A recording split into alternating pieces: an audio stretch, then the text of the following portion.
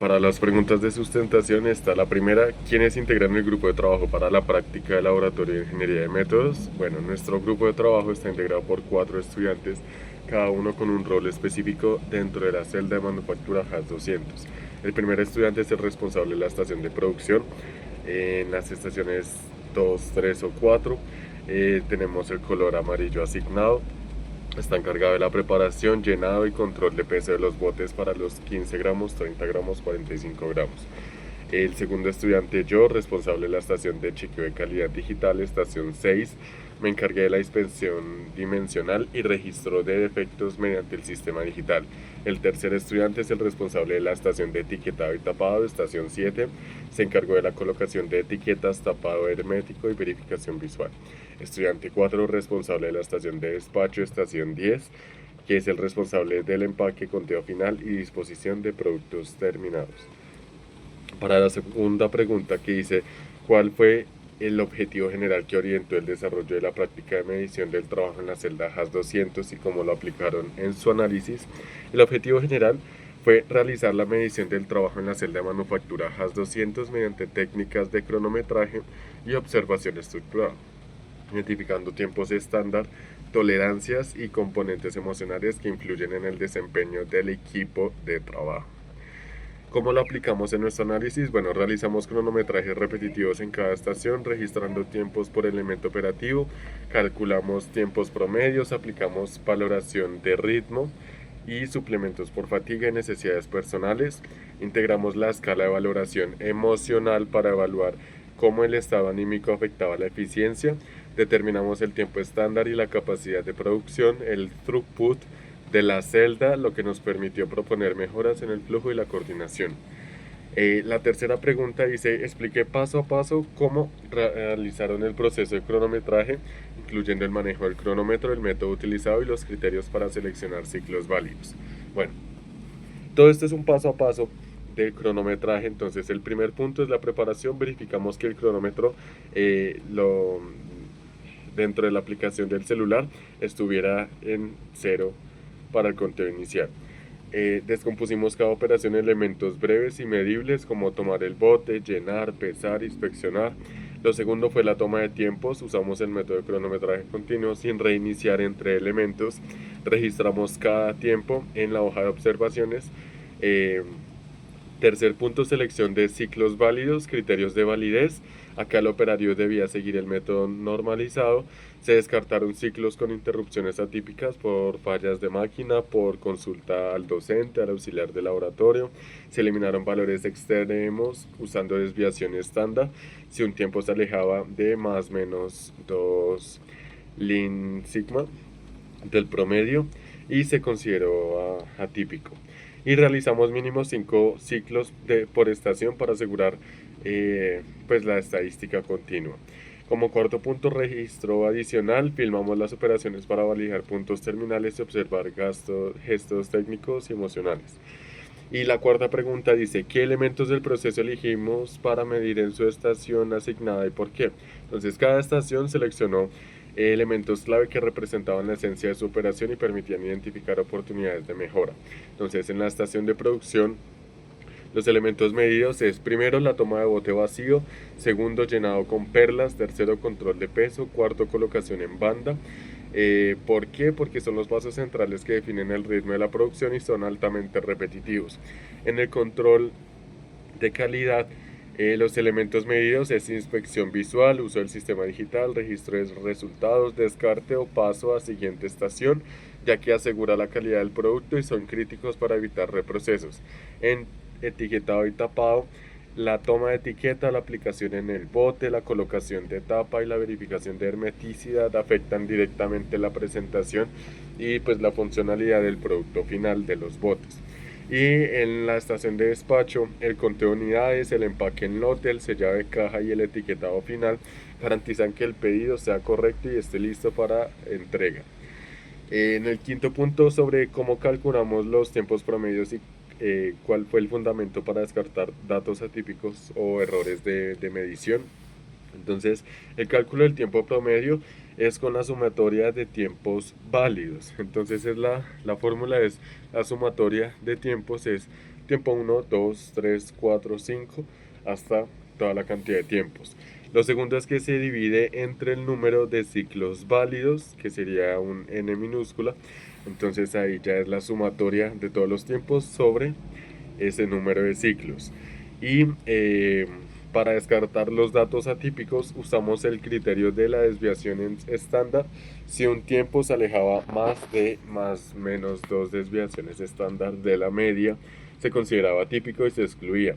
Entonces, por ejemplo, si los tiempos de un elemento eran 21 segundos, 20 segundos, 23 segundos, 35 segundos, 22 segundos, el valor 35 se consideraba típico y se eliminaba, ¿sí?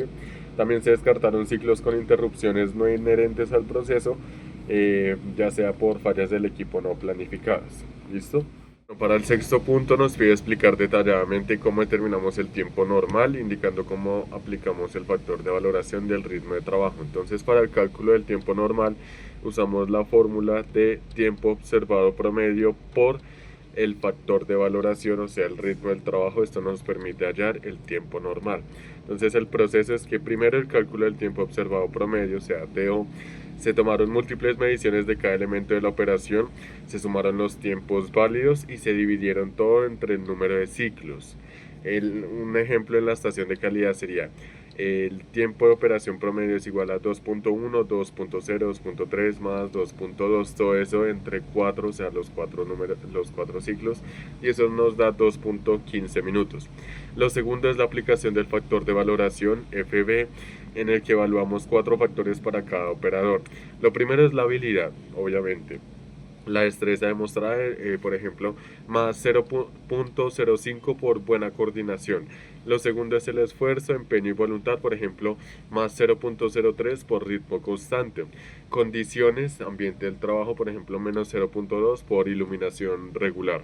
Consistencia, regularidad en los tiempos, por ejemplo, más 0.01 por repetición precisa. O sea, estas valoraciones son la ponderación.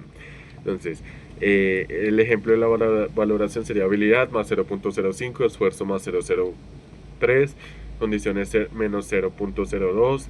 Entonces el total FB sería es igual a 1.0 más 0.05, 0.03 menos 0.02 más 0.01, y eso nos da 1.07. Entonces así ese número significa que está bien en el rango de calificación. Y el tercero es el cálculo final del tiempo normal. Entonces ya teniendo tiempo de operación promedio y factor de valoración, multiplicamos esos números, o sea, 2.15 minutos por 1.07, y eso nos da 2.30 minutos. Entonces esa es como la base teórica. Y para la pregunta 7, que dice cuál fue el impacto de los comportamientos y actitudes del equipo sobre el rendimiento observado. Entonces el impacto general, los comportamientos y actitudes del equipo influyeron directamente en la eficiencia, coordinación y calidad del proceso. Según la escala de valoración emocional se observó lo siguiente: las estaciones con actitud positiva tienen un nivel más 0.02 a más 0.03. En estación de producción y despacho, el comportamiento es una comunicación clara, un apoyo mutuo, un ritmo constante. El impacto aumentó del 5 al 7% en la eficiencia, con una menor tasa de errores. En las estaciones con actitud neutral o leve negativa, nivel 0 a menos 0.1, es la estación de calidad y etiquetado, con un comportamiento en donde se enfrentaron estrés por repetitividad, presión por tiempo, con un impacto en errores menores en etiquetado, por ejemplo la colocación incorrecta, y una ligera reducción del ritmo en un menos 3% en throughput.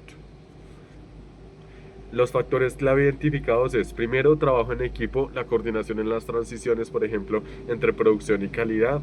Se evitaron cuellos de botella, aunque los hubo, pero se minimizaron.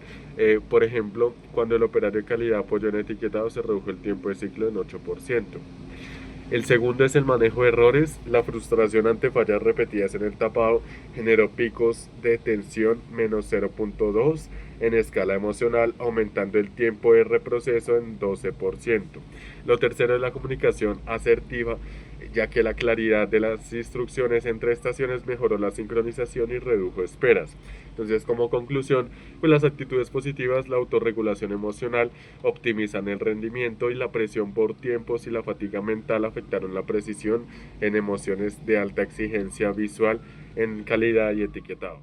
Gaitán, y voy a continuar dando respuesta a las siguientes preguntas. Pregunta número 8. Tiene que ver con la identificación de emociones predominantes y su impacto. En cada estación notamos emociones distintas, como es natural.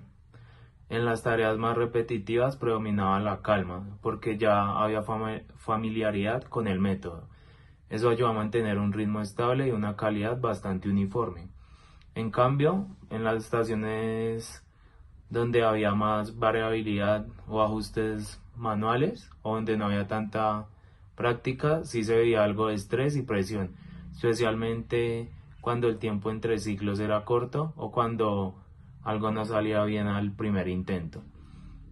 Eso afectó un poco la eficiencia porque se cometían pequeños errores o se desaceleraba el ritmo y asimismo la entrega final del producto, o sea, del bote. También hubo momentos de cooperación y motivación, sobre todo cuando alguien necesitaba apoyo y el equipo intervenía. Ahí el flujo mejoraba y se notaba una mejor calidad en la ejecución de todo el proceso. Pregunta número 9. Es la evaluación del ritmo de trabajo con el factor de valoración. Para evaluar el ritmo dentro de las celdas 200 usamos el factor de valoración teniendo en cuenta habilidad, esfuerzo, condiciones y consistencia. Asignamos valores basados en las observaciones que tuvimos en los laboratorios. En cuanto a habilidad, asignamos un valor medio alto porque el equipo ya tenía práctica básica, pero todavía requería concentración en algunos pasos finos. En cuanto a esfuerzo, lo valoramos como moderado, ya que las tareas no exigían un esfuerzo físico intenso, pero sí exigían nuestra atención continua. En cuanto a condiciones, las condiciones del área eran buenas, iluminación, buen espacio, aunque el espacio cuando hay mucho volumen de gente ya no es tan bueno, pero sí, se goza de buen espacio dependiendo del volumen de personas y todo está en orden dentro del área donde se encuentra la celda. Por eso el valor fue alto. En cuanto a consistencia, la calificamos como media porque aunque la mayor parte del tiempo se mantuvo un ritmo estable, hubo variaciones en algunos ciclos. Entonces por eso fue media que tampoco es mala. Cuando aplicamos estos valores al ritmo observado, obtuvimos el factor de valoración final que después usamos para ajustar el tiempo observado y calcular el tiempo normal. En general, los valores que asignamos incrementaron ligeramente el tiempo normal porque el ritmo real estaba un poco por debajo del ritmo estándar ideal. Pregunta número 10. Es la valoración de niveles emocionales y su impacto en un tiempo normal. Para los niveles emocionales consideramos emociones como calma, estrés, presión o frustración y también cooperación. Asignamos valores del 1 al 5, donde 5 era el nivel más alto. Entonces observamos que calma era 4, que favorecía la fluidez y ayudaba a que el tiempo observado fuera estable. Estrés era 2. Cuando aparecía aumentaba el tiempo en ciertas operaciones. Presión 3, que cuando se daba sobre todo al final del ciclo eh, eso generaba variabilidad. Frustración 2, afectaba directamente la precisión. Y cooperación 5, reducía errores y tiempos muertos. Estos valores No los asumimos directamente al tiempo, pero sí los usamos para interpretar si el tiempo normal debe ajustarse hacia arriba o hacia abajo. Eh, en general, los niveles emocionales justificaron algunas variaciones y ayudaron a entender por qué ciertos ciclos fueron más lentos. Pregunta 11. Tolerancias aplicadas y su impacto en el tiempo estándar. Aplicamos las tolerancias normales, que es necesidades personales, alrededor del 5%, fatiga o entre 4 y 6%, porque aunque las tareas no eran pesadas y demandaban atención constante. Retrasos inevitables entre 2 y 3% por pequeñas interrupciones normales del entorno. Estas tolerancias se sumaron al tiempo normal para obtener el tiempo estándar. Al final, el tiempo estándar aumentó respecto al tiempo normal porque estas tolerancias reconocen que en un ambiente real no todo el tiempo es productivo. Pregunta 12. Capacidad de producción, el throughput de la celda HAS200. Para calcular la capacidad de producción, dividimos 1 entre el tiempo estándar del ciclo.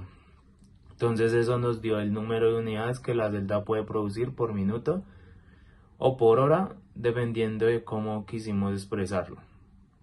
Significado básicamente, eso tiene que ver básicamente con cuántas piezas puedes sacar la celda trabajando de manera estable y con todas las tolerancias incluidas. Este valor sirve para planear la producción y para analizar cuellos de botella. Pregunta 13. Mejoras propuestas para elevar la productividad y el clima emocional dentro del área de la celda HAS200 mientras que hacemos la práctica. Con base en todo lo observado, pues proponemos 3 mejoras. 1. Estandarizar mejor los pasos que generan estrés o variabilidad, de modo que el operador tenga menos incertidumbre. 2. Rotaciones de estaciones para reducir la fatiga mental y física durante tareas cotidianas o repetitivas, como que no nos aburramos haciendo siempre lo mismo repetidas veces. Tercero, comunicación constante y apoyo entre los compañeros, porque cuando hubo cooperación el ritmo mejoró bastante y disminuyó la tensión emocional. Y pregunta 14. Comportamientos o condiciones que favorecieron o dificultaron ¿Cuáles fueron los comportamientos o condiciones que favorecieron o dificultaron la eficiencia dentro del equipo manejando la celda HAS200? Lo que más favoreció la eficiencia fue que la coordinación entre compañeros la mayoría de veces fue buena.